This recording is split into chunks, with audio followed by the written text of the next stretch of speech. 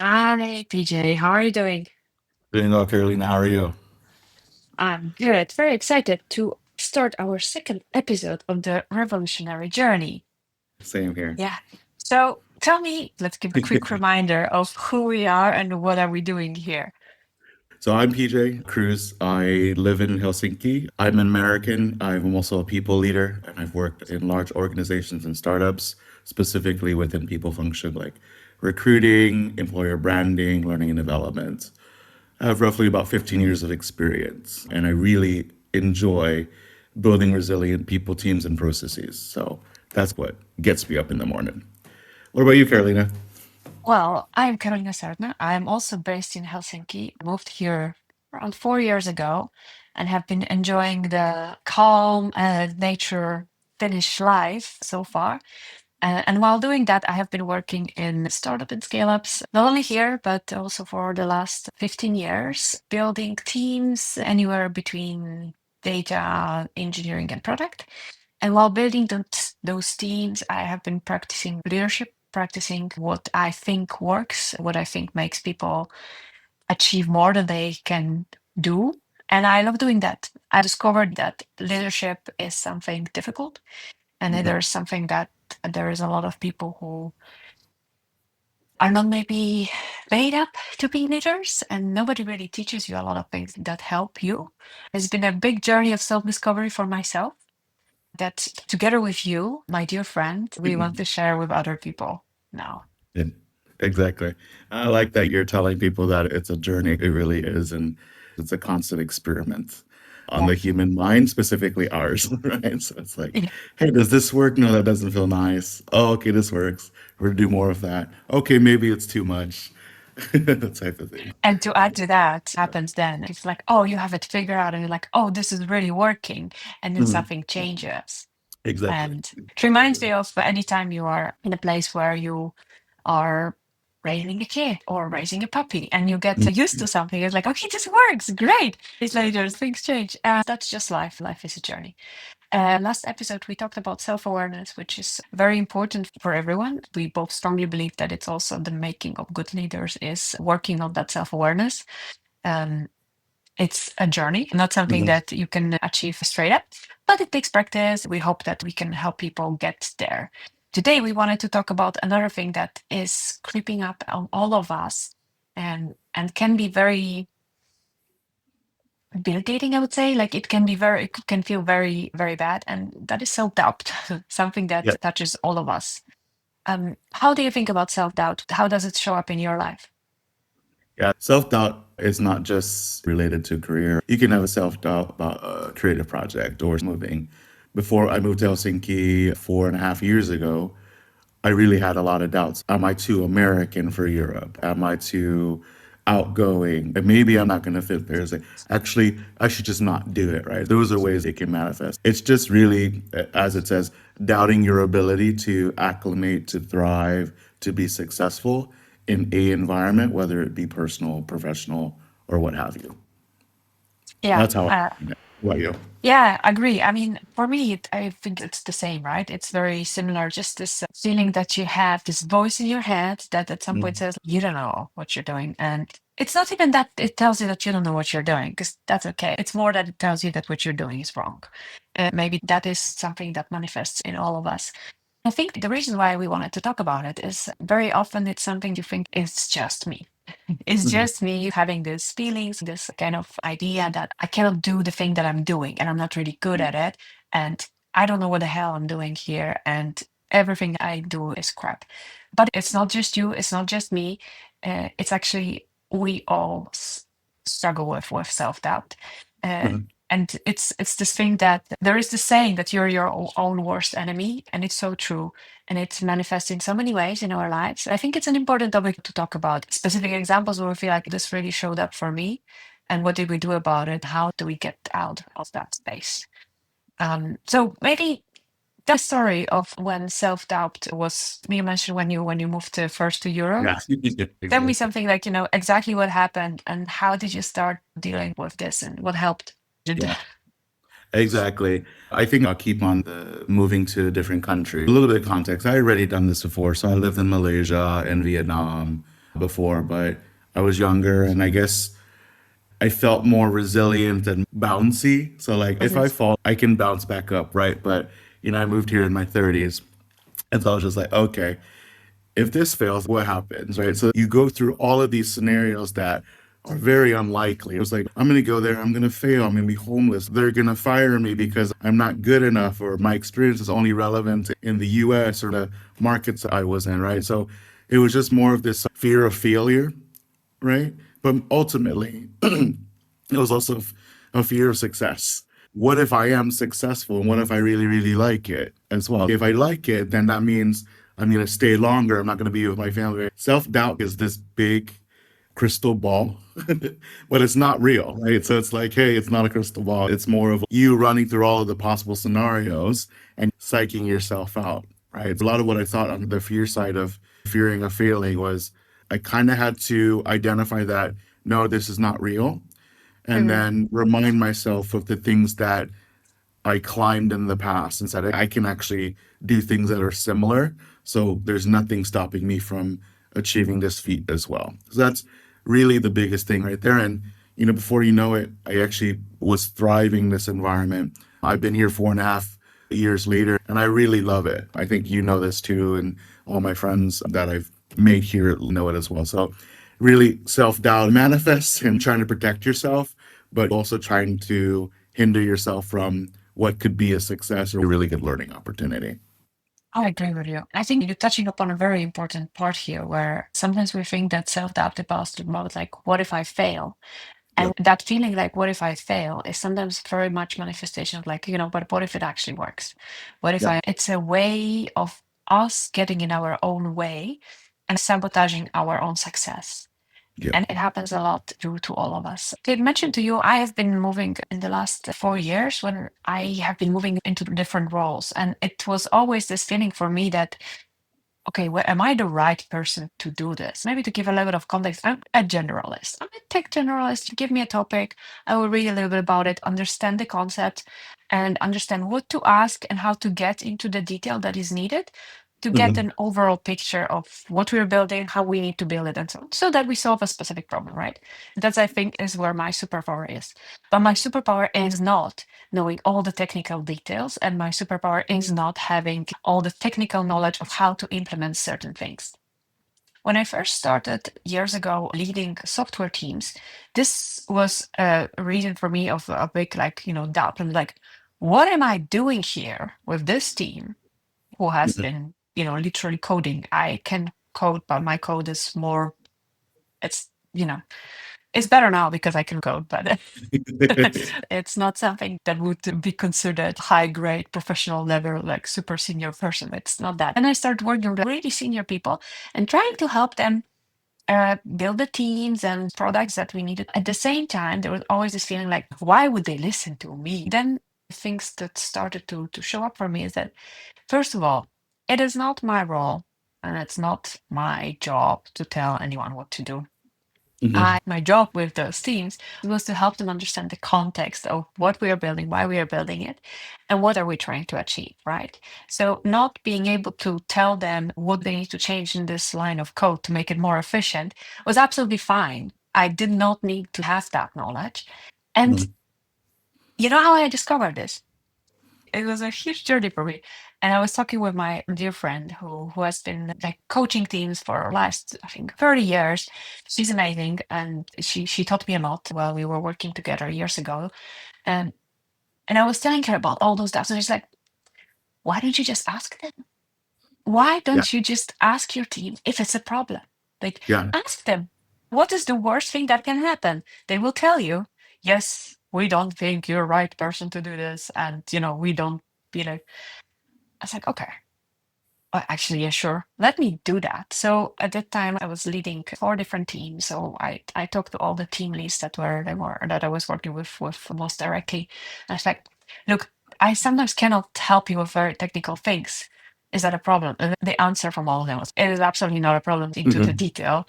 We Yeah. want you to help us question us, make understand what we are building, and help us lead us in a way that We know that what we are building is useful for our customers, because at the end of the day, everyone just wants to contribute and make something useful.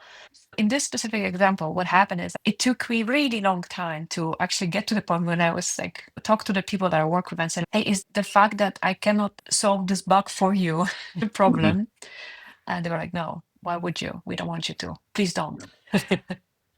Yeah. Exactly. It reminds me within my teams, I learned early on from a mentor that a leader's job, like most the bulk of a leader's job, especially when it comes to content or problem solving, is to help the team conceptualize and Mm. not to execute. Being into the detail and you helping them with a line of code or what have you.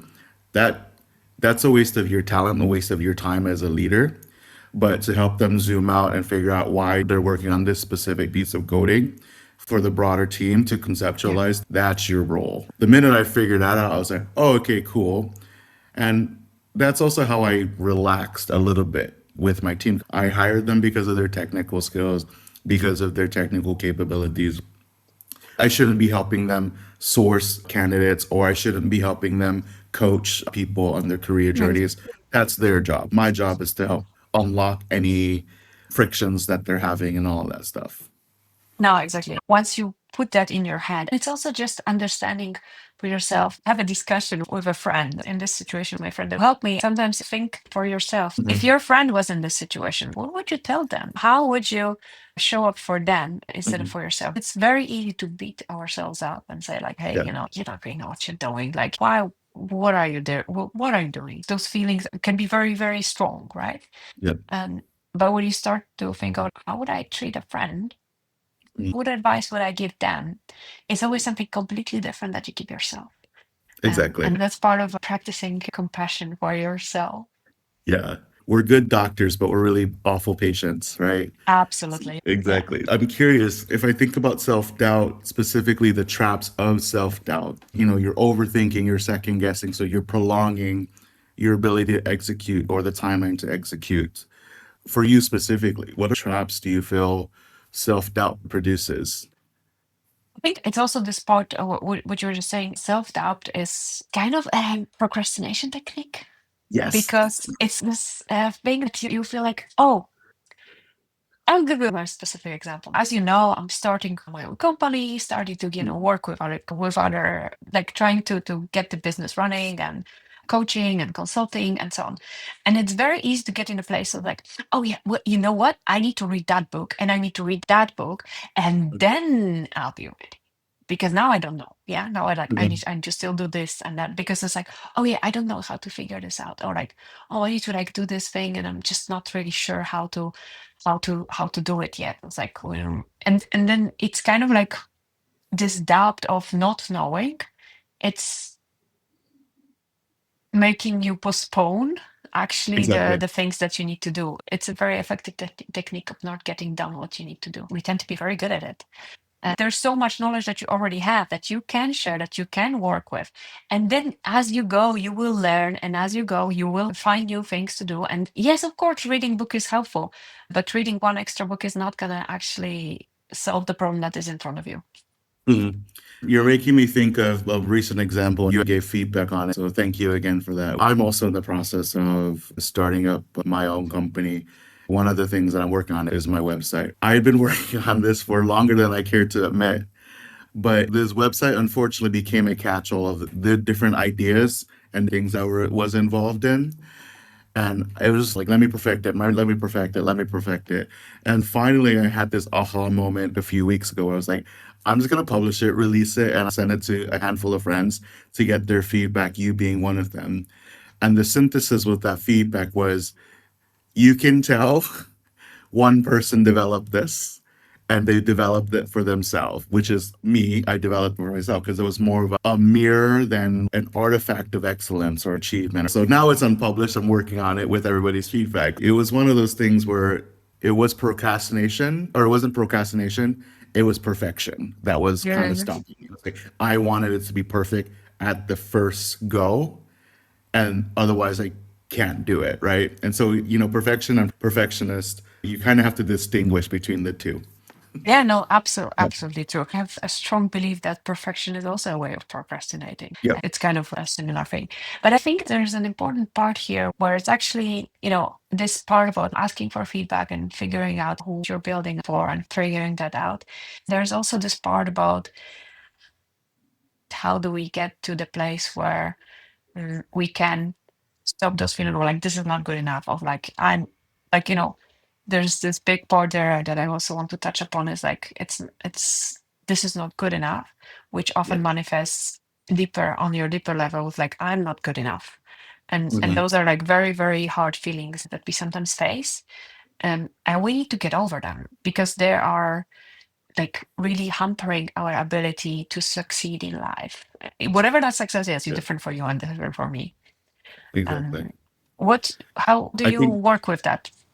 I think this is a good question. And you got to it earlier where Yes. it's, I think one of the first things is to identify what's happening, that you're in self-doubt, that you're trapped in it, but then also to identify how to ask for help and when to ask for help. I think that's, if I use my previous example again, I wish I would have done that earlier. Then I would have got more feedback early on. But I think asking for help is very hard for me, and I'm sure it's very hard for other people because I rationalize it as I don't want to ask for help because I don't want to inconvenience them.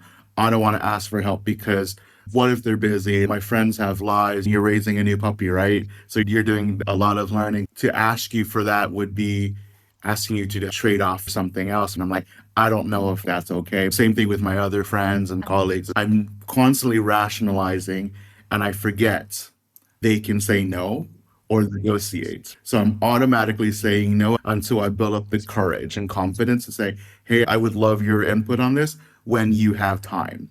Yeah, yeah. Go That's ahead. the thing about that. What happens a lot, and we all have problem with asking for help Mhm. because somehow I think I believe that for me at least asking for helps makes you vulnerable. It's like admitting that you don't know, that you maybe don't have it all figured out. Nobody knows Exactly. everything. Nobody has it figured out. So asking for help is really, really hard. Mhm. But then the thing that helps me a lot is thinking also like, okay, I will ask for help. And what is the worst case that, like, literally, what is the worst case scenario when I ask for help? Yeah. Someone, then I am in the same place I am now. Like, nothing will change. I will not get help. They cannot help me, but it's fine. Yeah. Okay, then I will ask someone else or figure it out myself. But Exactly. that, what is Yeah. the worst thing that can happen if you do that? Exactly. And I think one of the reasons I strive for perfection is because I have worked with a lot of senior leaders. Whenever they get on stage or whenever they speak with such gravitas, eloquence, expertise Mhm. that you're that I forget that I'm giving a preview of weeks and weeks of work to get to that point, right? I'm given a preview of like, hey, actually, this is not the first iteration of the speech. This is likely the 771st iteration, right? And so that's also like one other thing, you're given these visuals in media, social media, in corporate environments of like, hey, this is what confidence and courage looks like, right? It's a very manicured piece of content or presentation that it's easy for you to say, hey, I want to be like that. I want to be perfect. I want to strive for that level of excellence, that you forget that actually there was a lot of work behind it. So I think also reminding yourself, yes, asking for help is okay, because that's exactly what they did. You're not addressing a large conference, just level setting your expectations and really understanding that your self doubt is trying to strive for perfection. And we don't get it perfect right now. We get progress. Exactly.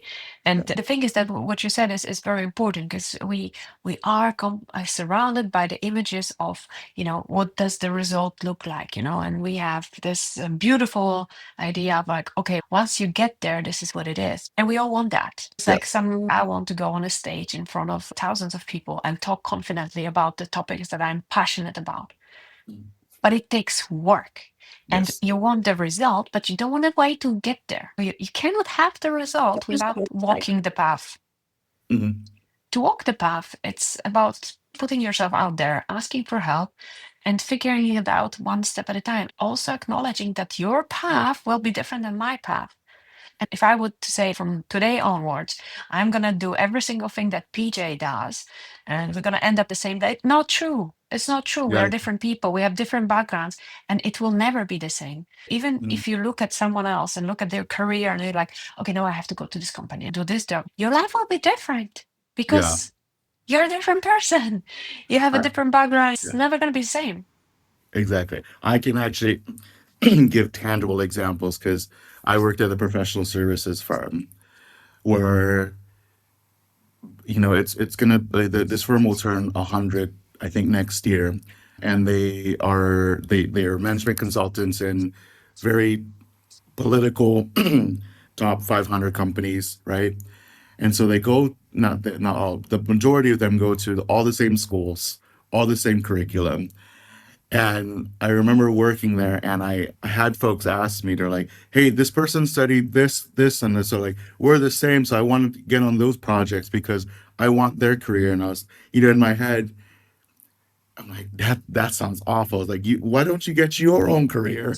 And so in that role, you have to guide them towards, okay, what about their career are you interested in, right?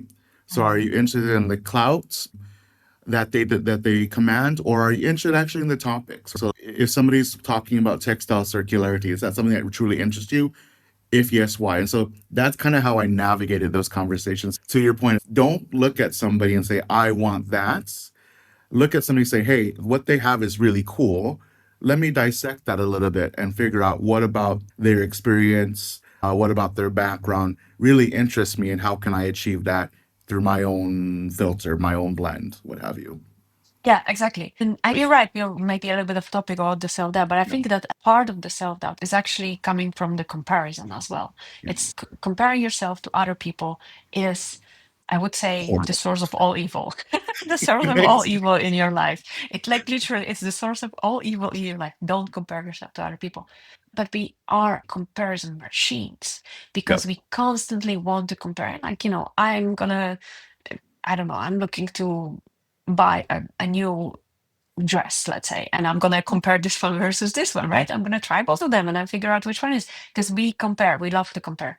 So how do you work with that? And how do you work with comparison and figuring out how to stop doubting yourself? And in Yeah. this specific, I would say I have one thing that worked for me. I do compare, but I constantly compare myself to myself from a year ago, 2 years ago, Mhm. 3 years ago.